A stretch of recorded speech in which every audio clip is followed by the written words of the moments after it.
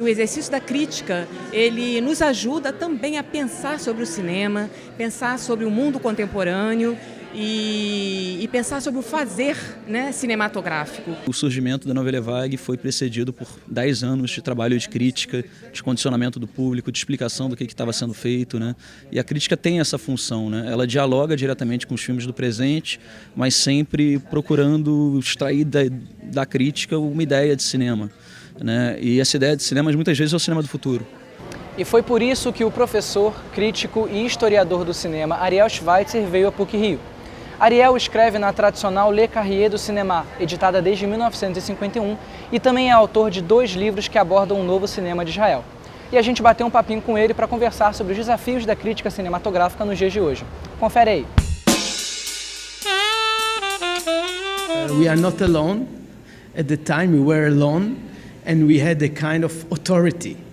Everyone read Cahiers du Cinéma and it became a magazine which is very influential on not only on the public but also in the cinema industry. I think what happened with internet is a kind of democratization of critique. Today we have new platform. Everyone becomes a critic, or everyone can become a film critic. This creates a kind of expansion of the field of film criticism, which is from the one side very good, because you have a variety of text that you can read, but at the same time it's problematic because there are so many things and there is no hierarchy anymore, which means they have very good text and very bad text, and sometimes as a reader you get completely lost in this variety of platform and variety of text. And what happened with us as a print magazine, it's in a way we lost our authority, which means we have a new status which force us to reinvent ourselves. And I think Cahiers du Cinéma will survive only if it will adapt itself into this new digital area. And in fact, what we are hoping is that the new owner of Cahiers du Cinéma, because the Cahiers du Cinéma will have a new owner from the next year, will have this will to develop Cahiers du Cinéma as a multi-platform magazine, both print magazine, but at the same time digital edition of Cahiers du Cinéma, and also a bilanguage magazine, because today film criticism became totally global, which means we read critics of people in one country, read it in another country. There is the question of frontier of criticism have to be totally questioned. And I think one of the way of Cahiers du Cinéma to adapt itself into this new era is to make a bilanguage magazine, both in English and in French. Another very important thing for us is to develop our archive and transform it into a digital archive, because it's like 70 years of film criticism, amazing texts who following the history of cinema almost from the beginning. And this is a great archive, and we have to transform it into accessible archive for readers all over the world. Critics deal with a specific film, but at the same time manage to express an idea of cinema, a general idea of cinema. And I think the greatest texts in the history of Cahiers du Cinéma were texts like this. For example, this text I spoke about, On Objection by Jacques Rivette, who speaks about a specific film capo, the Gilo Ponte Capo, but at the same time develop a reflection, an idea of cinema dealing with the relationship between ethics and aesthetic. For me, a good critic is first of all a critic which, through the reflection on a specific film, develop also a general idea of cinema.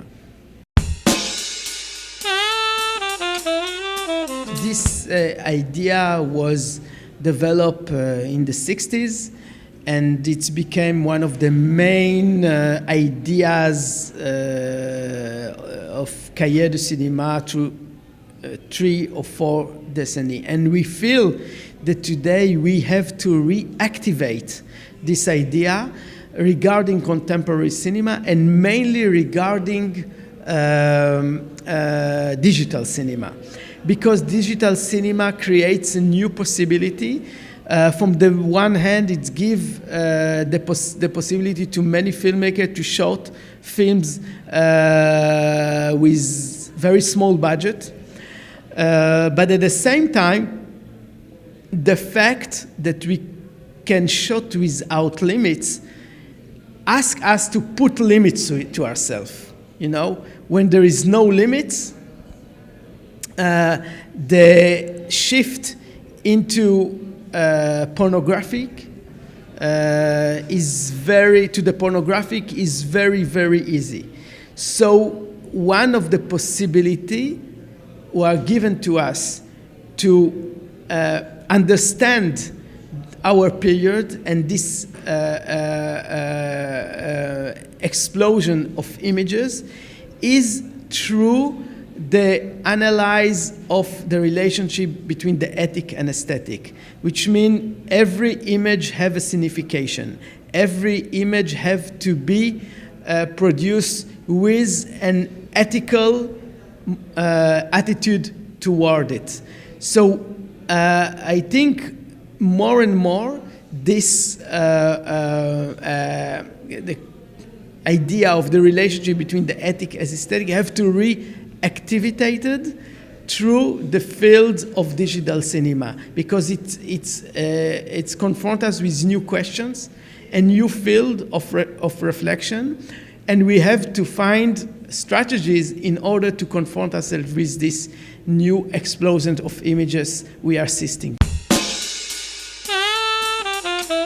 Filmmakers today have both to know how to use new technology and to adapt themselves into new means, new technological means of producing images, but at the same time, they have to put limits to themselves in the way of using this material, because technology is only a tool, it's only a mean, but a real artist have to know how to use this means in order to produce reflection, in order to produce meaning. So technology is not enough. It's give liberty, it's true, it's give new possibilities, but if we are not using this new platform and this new technological mean in order to develop reflection, in order to develop sense, in order to develop ideas,